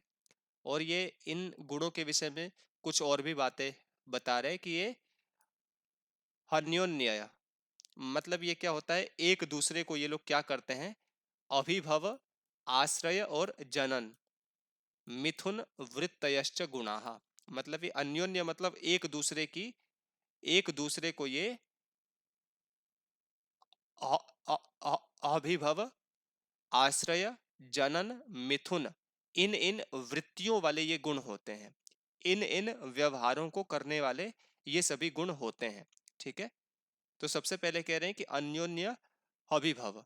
अभिभव का मतलब हमने पीछे भी पढ़ा था ना, कि एक दूसरे में घुल मिल जाना, एक दूसरे में इतना मिल जाना कि वो दिखाई ही ना पड़े। ठीक है, जैसे अभिभव का मतलब हमने पीछे पढ़ा था, तारों के विषय में पढ़ा था ना, कि तारे जो होता है ना, तारों का तारों का अभिभव हो जाता है सूर्य के प्रकाश में, तो वे दिखाई नहीं पड़ते हैं। ठीक है, केवल सूर्य का प्रकाश ही शेष बचता है, अपितु तारे हमें दिखाई नहीं पड़ते हैं। ठीक है, तो इसी प्रकार से क्या होता है? ये सत्व गुण, रजोगुण, तमोगुण इत्यादि जो है ना, इसमें क्या है? एक दूसरे से इनका काफी मिले हुए होते हैं, ये परस्पर एक दूसरे से मिले हुए होते हैं, और इस प्रकार से होते हैं कि हम इनको कभी भी देख नहीं सकते। जैसे आपके अंदर रजोगुण हावी है, आप रनिंग कर रहे हो, आप दौड़ रहे हो, आप हर एक कार्य को कर रहे हो, लेकिन उसके तुरंत बाद ही क्या हो जाता है? आप थक जाते हैं, आपके अंदर तमोगुण हावी हो जाता है, और आपको मन करता है कि थोड़ी देर में रेस्ट कर लूं, थोड़ी देर में ठहर लूं। ठीक है, तो ये एक दूसरे का इनमें अभिभव दिखाई पड़ता है, एक दूसरे से अभिभूत होते हैं ये, एक के बाद एक इसमें से एक्टिव हो जाता है। ठीक है, दूसरा कह रहे हैं आश्रय। आश्रय का मतलब क्या होता है? ये एक दूसरे के ऊपर आश्रित होते हैं। अगर आपके अंदर सत्व गुण है तो फिर आपको रजोगुण की प्राप्ति हो जाएगी, रजोगुण आपके ऊपर एक्टिव हो जाएगा, है ना? सत्वगुण का मतलब क्या होता है? जिसमें बिल्कुल व्यक्ति शांत स्थिति में बना रहता है। लेकिन अगर आपको कुछ भी कार्य करना है तो आपको क्या होना पड़ेगा? रजोगुण को धारण करना पड़ेगा। तो सत्वगुण के बाद जो है ना, दिमाग के अनुसार ये सभी गुण एक्टिव होते हैं। सुबह सुबह हमें पता होता है कि हमें कोई भागम भाग वाला काम नहीं है, तो दिमाग उसी प्रकार से खुद को रिलैक्स करके चलता है। लेकिन 10 बजे के बाद उसको समझ में आ जाता है कि अब इस बच्चे को बस पकड़नी है, कॉलेज जाना है, पढ़ाई करना है, लिखाई करना है, दौड़ भाग करनी है, तो वहां से जो है रजोगुण आश्रित हो जाता है। फिर उसके बाद शाम तक होते होते कैसा होता है, बस में आने के बाद मन करता है कि एक बार आधे घंटे सो जाएं, तो उस समय जो है तमोगुण आश्रित हो जाता है। तो ये सभी जो गुण है ना, ये एक दूसरे के ऊपर आश्रित होने वाले होते हैं, ठीक है। सत्व गुण पर रजोगुण, रजोगुण पर तमोगुण, तमोगुण पर क्या है, फिर से सत्वगुण। तो इन सभी का आश्रय है। और आगे कह रहे हैं कि अन्योन्य जनन, अर्थात ये एक दूसरे के जनक होते हैं, है ना। जैसे मैंने बताया ना कि रजोगुण में क्या होता है, हम लोग दौड़ते भागते हैं, उसके बाद क्या होता है, हम लोग थक के चूर हो जाते हैं, हमें मन करता है कि हम कहीं ठहर जाएं, रुक जाएं, बैठ जाएं। तो इसमें क्या होता है, ये गुण जो होता है रजोगुण ने तमोगुण की उत्पत्ति की, उसको जन्म दिया, है ना। रजोगुण ने तमोगुण को जन्म दिया। तो इससे क्या सिद्ध होता है कि ये एक दूसरे के जनक होते हैं, एक दूसरे को उत्पन्न करने वाले होते हैं। और मिथुन, मिथुन का मतलब क्या है कि ये एक दूसरे के मिथुन, मिथुन का मतलब जोड़े वाले होते हैं ये सब, ठीक है। मिथुन वृत्तयश्च गुणः, अर्थात ये एक दूसरे के जोड़े में ये सभी कार्य करते हैं, ठीक है। सत्वगुण के बाद रजोगुण, रजोगुण के बाद तमोगुण, तो ये एक दूसरे के इसमें एक दूसरे के ये मिथुन अर्थात जोड़े में ही ये सभी गुण जो है दिखाई पड़ते हैं। और वृत्तय अर्थात इन इन वृत्तियों वाले ये सभी गुण होते हैं, ठीक है। तो 3 प्रकार के गुण हैं, आप सभी को इनमें से याद रखना है कि सत्वगुण, तमोगुण और रजोगुण ये किस किस प्रकार के हैं। और लास्ट वाली जो पंक्ति है ये परीक्षा के हिसाब से इतनी इंपॉर्टेंट नहीं है, बस इसमें सामान्य रूप से बता रहे हैं कि ये गुण जो होता है ये एक दूसरे को अभिभूत करते हैं, एक दूसरे के ऊपर आश्रित होते हैं, एक दूसरे को उत्पन्न करते हैं, और जोड़ा बना करके ये सभी एक्टिव होते हैं, रहते हैं। और इस प्रकार के इन गुणों के गुण होते हैं, ठीक है जी। समझ में आया आप सभी को श्लोक? जी। और लोग बताइए, जी जी शिक्षिता से महाशय। बताइए, इससे समझ में आ रहा है कि नहीं आ रहा है? चलिए थोड़ा थोड़ा आप लोगों को क्या है ना, मैं आप लोगों को पंक्तियों को स्पष्ट कर दे रहा हूँ, क्योंकि ये विषय बड़े बहुत गंभीर वाले हैं। जी आपको यदि स्वयं से इसके विषय में ज्ञान प्राप्त करना है, बहुत डीपली समझना है, तो आपको पुस्तकों में थोड़ा सा प्रवेश करना होगा, ठीक है। जी पुस्तकों में सर। जो अच्छी अच्छी टीकाएं हैं उसको थोड़ा सा पढ़ना होगा, तब आपको समझ में आ जाएगा, है ना। और मैं जो जी बता रहा हूँ अभी भी ना, वो बहुत विस्तार से बता रहा हूँ, तो आप लोग थोड़ा सा खुद से भी मेहनत करेंगे तो आपको समझ में आ जाएगा। अब आगे भी तीन के तीन प्रकार के जो गुण है ना, इनका स्वरूप बता रहे हैं कि कौन सा गुण कैसा कैसा होता है। तो बता रहे हैं कि सत्वम लघु प्रकाशकम इष्टम उपष्टंभकम चलम च रजः गुरु वर्णकमेव तमः प्रदीपवच्चार्थतो वृत्ति। तो इसमें बता रहे हैं कि सत्व गुण कैसा होता है। तो सत्व गुण के लिए आया कि इसका स्वरूप कैसा होता है, तो ये लघु होता है और ये प्रकाशक होता है, ठीक है। सत्व गुण कैसा होता है, लघु होता है और प्रकाशक होता है, इष्टम अर्थात तो होता है। और रजोगुण के लिए बताया कि उपष्टंभकम चलम, उपष्टंभक होता है और चल होता है, ठीक है। उपष्टंभक का मतलब क्या होता है, उपष्टंभक का मतलब जैसे उपष्टंभन का मतलब उसमें से एक एग्जाम्पल दिया जाता है, जैसे एक बैल होता है ना, बैल को देख करके जो जो गति करता है, जो एक्टिविटी करता है, बैल बैल को देख करके ना उपष्टंभन करता है, भड़कना कहते हैं ऐसा कुछ, ठीक है। तो रजोगुण जो होता है वो इसी प्रकार का होता है, रजोगुण जो होता है वो इसी प्रकार का होता है। और आगे कह रहे हैं चलम, चलम का मतलब क्या होता है, ये गतिशील होता है, इसमें व्यक्ति कुछ ना कुछ कार्य करता रहता है, गति करता रहता है, ठीक है। आप लोग सोचिए कि आप लोग सत्वगुण में हैं, एकदम से आप एकदम शांत हैं, और आप एकाएक ही क्या हो गया, रजो गुण में आपको प्रवेश करना पड़ गया, है ना।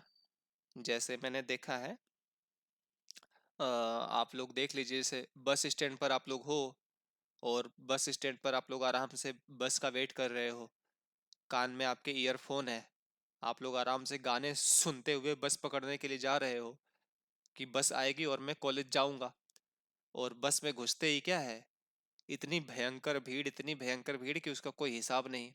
और हमें बस भी पकड़नी है क्योंकि हमें कॉलेज जाना है।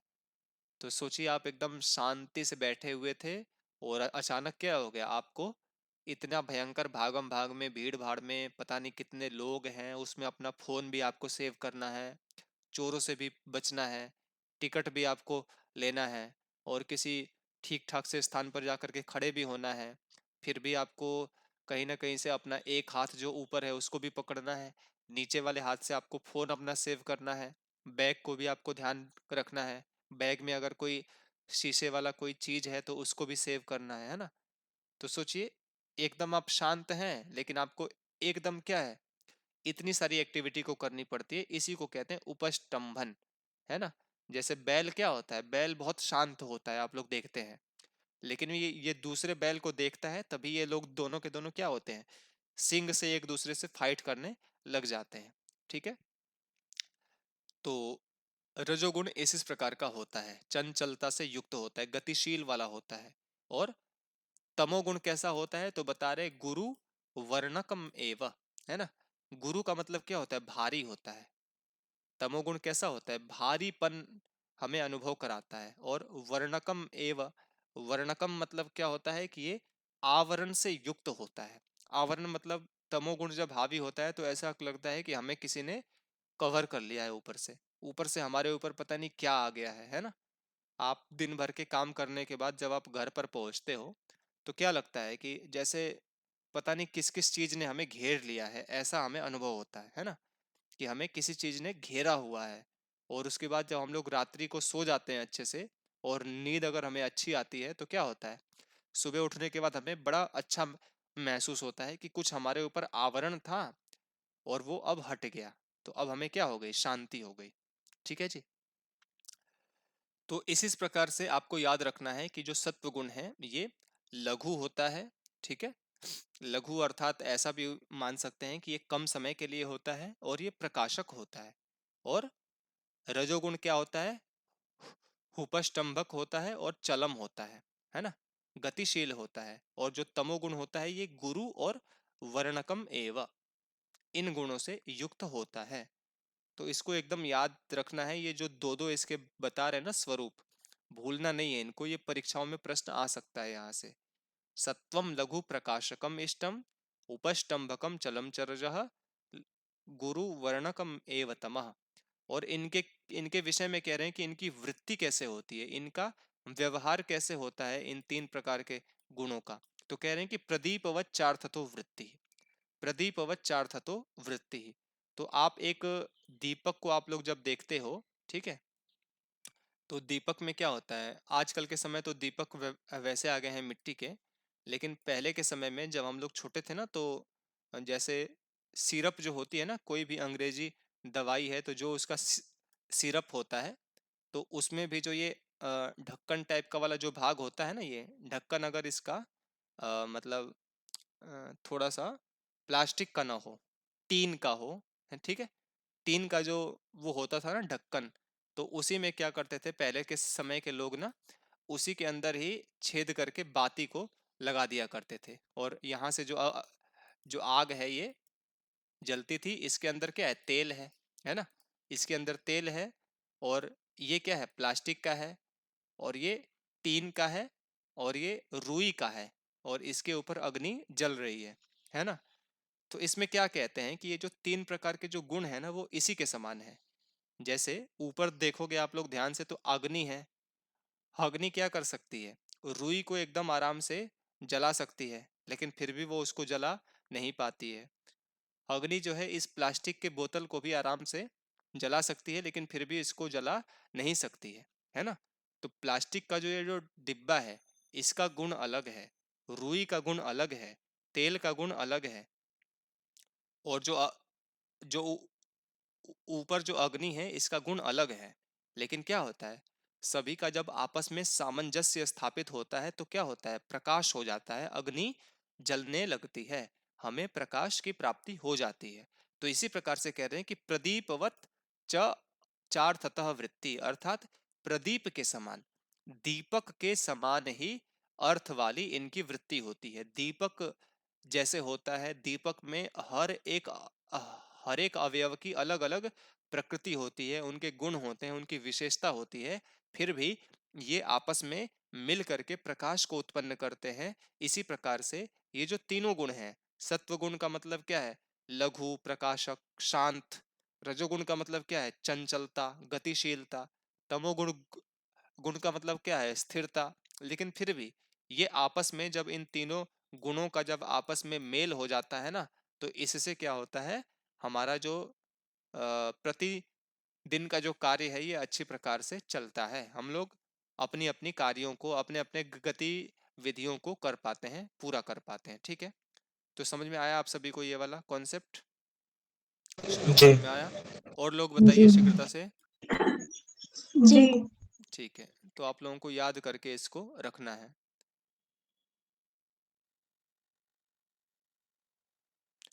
एक और पढ़िए, फिर उसके बाद छोड़ेंगे आप सभी को। और अभी हम लोग बहुत कम कम पढ़ रहे हैं, हमें अपनी स्पीड को ना थोड़ा सा बढ़ाना पड़ेगा। लेकिन ये विषय ही ऐसा है, अगर मैं एक एक पंक्ति में आपको समझा दूं तो फिर आपको कुछ समझ में ही नहीं आएगा। तो इसीलिए आप लोग थोड़ा सा तैयारी किया करो अच्छे से, है ना? अब मनुस्मृति के 250 श्लोक पढ़ लिए हमने 8-10 कक्षाओं में, और जब टेस्ट होता है आप लोगों का तो आप लोग कहते हो कि हमने तो पढ़ा ही नहीं है इसको। तो बताइए 10 दिन तक आपने क्या किया फिर? तो अच्छे से इसको पढ़ लिया कीजिए, बहुत सारा समय इसमें लगता है, बहुत सारी ऊर्जा खर्च होती है ना, तो इसको आपको पढ़ लेना चाहिए, और ये जीवन भर आपकी हर परीक्षा में काम आएगा, आप इससे बच नहीं सकते हैं। तो आप इसको पढ़िए, समझिए, कारिकाओं को रट जाइए एकदम। तो अब प्रकृति के जो गुण हैं इनकी सिद्धि कर रहे हैं, ये कैसे कैसे इनको हम लोग सिद्ध कर सकते हैं। तो कह रहे हैं कि अविवेक्यादेः सिद्धिस्त्रैगुण्यात् तद विपर्यया भावात् कारण गुणात्मकत्वात् कार्यस्य व्यक्तम अपि सिद्धम। तो कह रहे हैं कि अविवेक्यादेः सिद्धि, है ना? तो पीछे आया था ना, एक जो कारिका आई थी, त्रिगुणम अविवेकी विषय सामान्यम अचेतनम प्रसव धर्मी व्यक्तम तथा प्रधानम। तो उसमें पहला शब्द क्या था? त्रिगुणम। तो ऊपर जो है 3 गुणों के विषय में बातें इन्होंने बता दी। त्रिगुणम के बाद दूसरा शब्द था अविवेकी, है ना? तो अब उसी के विषय में बता रहे हैं कि ये जो प्रकृति और ये जो 23 तत्व हैं, इनके ये जो गुण हैं अविवेकी आदि, तो इनकी सिद्धि कैसे करेंगे? तो बता रहे हैं कि अविवेक क्या दे है सिद्धि, अर्थात व्यक्त और अव्यक्त के ये जो अविवेकी आदि जो गुण है ना, इनकी सिद्धि हमें कैसे करनी है? त्रैगुण्यात। त्रैगुण्यात अर्थात इन इनके 3 जो ये गुण है ना, इन्हीं से क्या हो जाती है? इनकी सिद्धि हो जाती है। ठीक है, और आगे कह रहे हैं कि तद विपर्यया भावात, अर्थात तद विपर्यया भावात, अर्थात कारण और कार्य में ना, तद का मतलब क्या हो गया? कारण और कार्य में विपर्यय अर्थात विपरीत का अभाव, अभाव होता है। ठीक है, अभाव होता है। तो इसको कैसे आप लोग समझेंगे? ध्यान पूर्वक आप सभी इसको देखिएगा, विषय बड़े गूढ़ है ये। तो इसमें बता रहे हैं ना कि देखिए, सबसे पहले इन्होंने बताया त्रिगुणम, अर्थात 3 गुण कौन कौन से होते हैं। ठीक है, तो त्रिगुणम इनका क्या था? विशेषण था, व्यक्तम और प्रधानम का, है ना? तो इसी प्रकार से कह रहे हैं कि हमने क्या है ना, त्रिगुणम को हमने एक्सप्लेन कर दिया, हमने आपको समझा दिया कि ये 3 गुणों से युक्त है, व्यक्त और प्रधान। ठीक है जी, तो जब हमने एक गुण को आप सभी को समझा दिया ना, तो आप ये जो अविवेकी है, विषय है, सामान्यम है, अचेतनम है, प्रसव धर्मी है, आप इसको भी समझ जाओ, आप इसको भी स्वीकार कर लो कि ये भी गुण इस प्रकृति में और ये जो 23 तत्व हैं इनमें विद्यमान होंगे। ठीक है जी, तो कह रहे हैं कि अविवेक्यादि है सिद्धि, अविवेकी आदि जो गुण हैं इनकी सिद्धि ना इन 3 गुणों के द्वारा हमने देख ली। इन 3 गुणों के साथ साथ में ही हमने इनकी भी सिद्धि कर ली। ठीक है, जैसे एक व्यक्ति है, ठीक है, कोई व्यक्ति है तो कोई व्यक्ति ईमानदार है, सज्जन है ना, अच्छा व्यक्ति है, परोपकारी है, दयालु है, निराकार है, दयालु है, और वह बड़ा पवित्र आत्मा है। तो ऐसा तो है नहीं कि आप उसके हर एक गुण का आप टेस्ट करोगे। आपने बस एक दो चीजों को देखा कि ये निश्चल है कि नहीं है, ये मतलब सज्जन है कि नहीं है, ये झूठ तो नहीं बोलता। तो दो तीन गुण आपने देखे, उसी से क्या हो गया, सभी का आपने मान लिया कि हाँ ये व्यक्ति क्या है, अच्छा ही होगा, है ना। इसी प्रकार से ऊपर हमने आपको तीन गुणों की सिद्धि करके दिखा दी कि तीन गुण कैसे कैसे होते हैं, कैसे कैसे ये लागू होते हैं प्रकृति में और व्यक्त में। तो इसी प्रकार से आप ये जो आ, आ, आगे जो आपको बताया कि अविवेकी, विषय, सामान्यम, अचेतनम इत्यादि की सिद्धि भी आपको इसी प्रकार से करनी है। क्यों करनी है? क्योंकि कह रहे हैं कि तद विपर्यया भावात, क्योंकि कारण और कार्य में, है ना, कारण और कार्य में विपरीत का भाव नहीं देखा जाता। कारण और कार्य में विपरीत का अभाव होता है, ठीक है। जैसे एक खरबूजा होता है, ठीक है, एक खरबूजा होता है तो उसका आपने एक जो ये पीस है ना, एक जो ये आपने उसका टुकड़ा है, आपने उसको लिया और आपने उसको खाना स्टार्ट कर दिया। तो ये इसका कारण था, ये इसका कार्य है। तो बताइए, इसके स्वाद में और इसके स्वाद में क्या कोई अंतर होगा? नहीं होगा ना। तो इसी प्रकार से मिट्टी से अगर आप घड़े को बनाते हैं तो मिट्टी का जो गुण होगा वो घड़े में भी आएगा, उसमें कोई भी अंतर नहीं देखने को मिलता है। तो इसी को बता रहे हैं कि जो मूल प्रकृति है और मूल प्रकृति के जो भी कार्य हैं, तो इसमें क्या होता है, किसी भी प्रकार का हमें अंतर नहीं देखने को मिलता है। जो जो गुण उसमें होंगे वही वही गुण क्या होगा, उसके कार्यों में भी दिखाई पड़ता है। 23 प्रकार के जो तत्व हैं इनमें भी दिखाई पड़ता है, ठीक है। तो तद विपर्य अभावात, और अर्थात कारण और कार्य में किसी भी प्रकार का वैपरीत्य नहीं होता, इसमें विपरीत का भाव नहीं होता, है ना। इसीलिए ऊपर इन्होंने बताया था ना कि व्यक्तम तथा प्रधानम, अर्थात ये सभी गुण जो होते हैं ना, ये व्यक्त में भी होते हैं और अव्यक्त में भी होते हैं। आगे बता रहे हैं कि कारण गुणात्मकत्वात्, है ना, कारण गुणात्मकत्वात् मतलब जो गुण, है ना, जो गुण कारण में अर्थात मूल प्रकृति में थे, वही गुण जो है ना कार्य में भी होंगे। कार्यस्य अव्यक्तम अपि सिद्धम, है ना, अर्थात जो गुण कारण में है वही कार्यस्य अपि, वही गुण क्या है, आपके कार्य में भी, कार्य का मतलब ये जो 23 तत्व हैं इसमें भी क्या होंगे, वही गुण आपको दिखाई पड़ते हैं।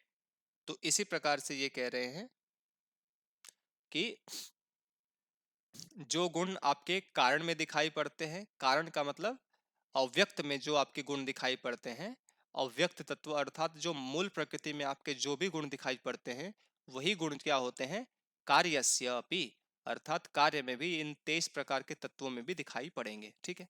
सामान्य बातें कह रहे हैं, ज्यादा उलझिए मत इसमें, ठीक है।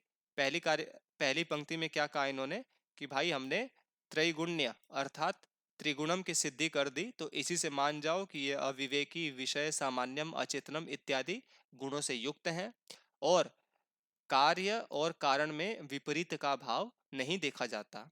जो गुण कारण में होगा वो निश्चित रूप से कार्य में भी होगा। तो इस प्रकार से हम सभी अव्यक्त की सिद्धि करते हैं, ठीक है। समझ में आया आप सभी को? हेलो, जी ब्रदर। और लोग बताइए। जी महोदय। जी महोदय। ठीक ठीक है, है जी। हाँ, बस कारिका के भाव को आप सभी को ध्यानपूर्वक समझना है, ठीक है। थोड़ा सा जटिल होता है विषय, मैं मानता हूँ, लेकिन आप सभी को मेहनत करनी है, कॉन्सेप्ट को अच्छे से कवर करना है ताकि ये पूरा कंप्लीट हो जाए। और जो लोग प्रथम बार पढ़ रहे होंगे उनको थोड़ी सी समस्या आ रही होगी, लेकिन आप सभी खुद से थोड़ा सा दिमाग लगाएंगे, सेल्फ स्टडी करेंगे और कारिका के भाव को समझेंगे तो आपको ये भाव समझ में आ जाएगा, ठीक है। बाकी दर्शनों का विषय है, बहुत ज़्यादा गहराई में नहीं जाएंगे और